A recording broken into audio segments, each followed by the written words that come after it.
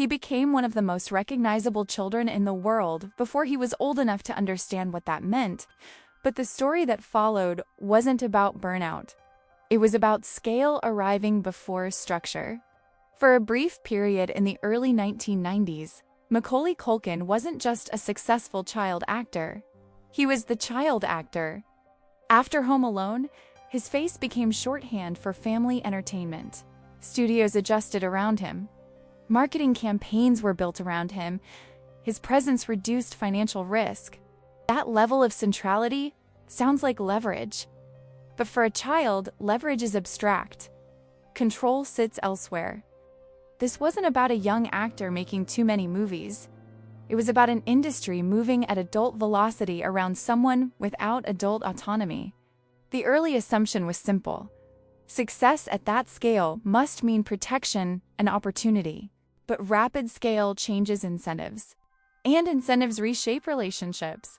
As his box office value increased, so did the financial stakes around him. Contracts grew.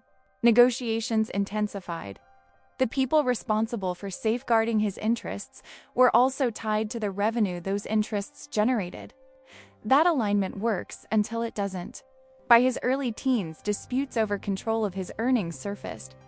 What looked from the outside like a smooth career trajectory was, internally, a governance problem. Who controls the income of a minor whose labor fuels a multi-million-dollar enterprise?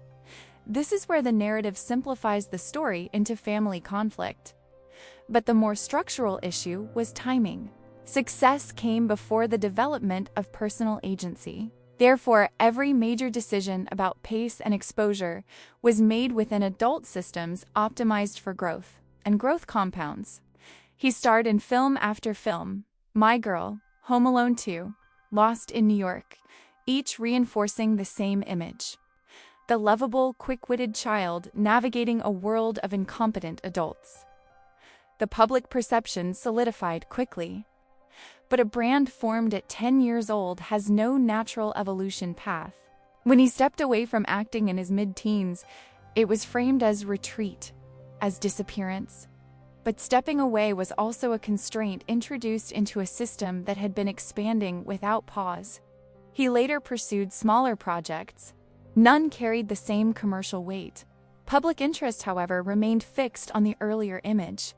Interviews recycled the same reference point.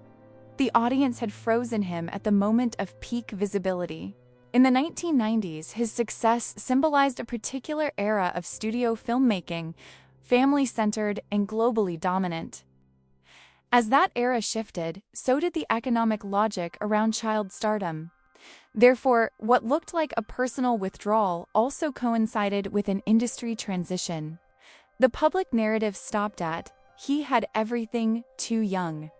But the more precise framing is different. He entered a system built for acceleration before he had the capacity to regulate it. And once acceleration defines your image, deceleration looks like failure, even when it's preservation. What changed wasn't simply his visibility. It was the alignment between scale, control, and identity. And that misalignment began at the moment everything seemed to be working perfectly.